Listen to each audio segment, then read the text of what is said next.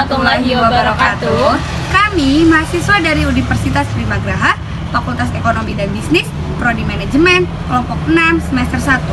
Video ini dibuat untuk menyelesaikan salah satu tugas UTS dalam mata kuliah Pengantar Ilmu Ekonomi Dengan dosen pengabu, Ibu Mela Sandra MM. Kami dari kelompok 6 terdiri dari 6 anggota yang masing-masing bekerja sama dalam memenuhi tugas dengan judul materi Studi kasus pasar tradisional mengenai permintaan dan penawaran bahan pokok. Pengertian permintaan adalah keinginan yang disertai oleh kemampuan untuk membeli barang dan jasa pada tingkat harga dan waktu tertentu atau bisa secara umum, yaitu permintaan adalah sebuah keinginan. Permintaan ini dilakukan oleh sebuah konsumen. Nah, jadi apakah kalian sudah tahu perbedaan antara produsen dan konsumen? Produsen itu adalah orang yang memproduksi barang dan jasa. Sedangkan konsumen itu adalah orang yang menghabiskan barang dan jasa. Jadi, permintaan ini identik dengan kebutuhan seseorang atau keinginan. Ada beberapa faktor yang mempengaruhi permintaan. Contohnya yaitu barang pokok berupa beras yang digunakan dengan jagung. Selain itu, beras juga diganti dengan singkong, di mana beras tersebut adalah bahan pokok makanan untuk orang Indonesia sebab beras akan dijadikan sebagai nasi yang mengandung karbohidrat dan dapat membuat perut merasa kenyang. Tak hanya itu saja, beras juga mampu nilai jual berdasarkan jenisnya. Jadi, untuk waktu tertentu itu akan mempengaruhi dari penawaran itu sendiri. Jadi, misalkan waktunya lagi musim panen, itu berarti penawaran akan meningkat. Tapi, ketika waktunya lagi susah, banyak karena bencana alam, penawaran itu sendiri akan lebih sedikit. Faktor-faktor yang mempengaruhi penawaran, yang pertama kemajuan teknologi, yang kedua biaya produksi, yang ketiga persediaan sarana produksi, yang keempat peningkatan jumlah penduduk, yang kelima peristiwa alam. Pergerakan kurva permintaan dan penawaran.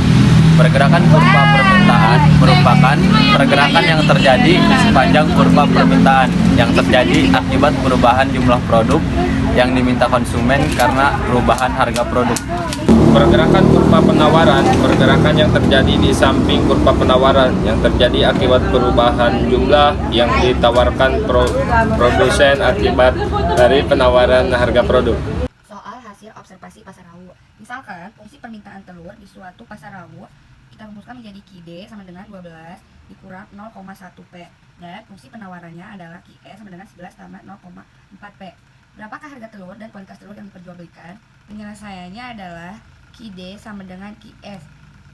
Qd yaitu 12.000 dikurang 0,1 P dan Qs-nya adalah 11.000 ditambah 0, P. Tulis ulang di bawah 12.000 dikurang 11.000 sama dengan 0,1 P ditambah 0,4. 12.000 dikurang 11.000 yaitu hasilnya adalah 1.000 sama dengan 0,1 P ditambah 0,4 yaitu 0,5 P. P yaitu sama dengan 1.000 dibagi 0,5, hasilnya yaitu 2.000.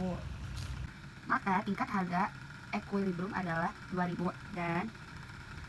dan jumlah barang keseimbangannya adalah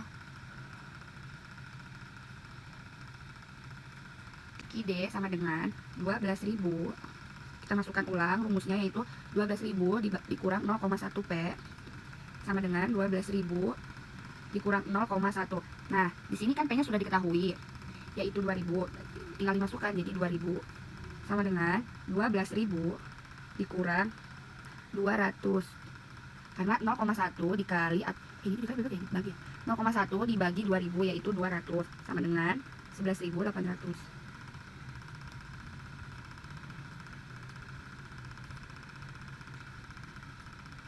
Qd-nya sudah diketahui yaitu 11.800 buah telur yang dibutuhkan.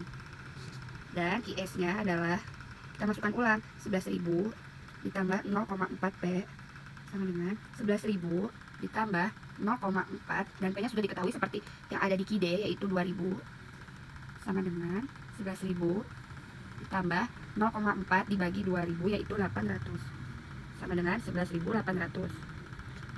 1.800 buah telur.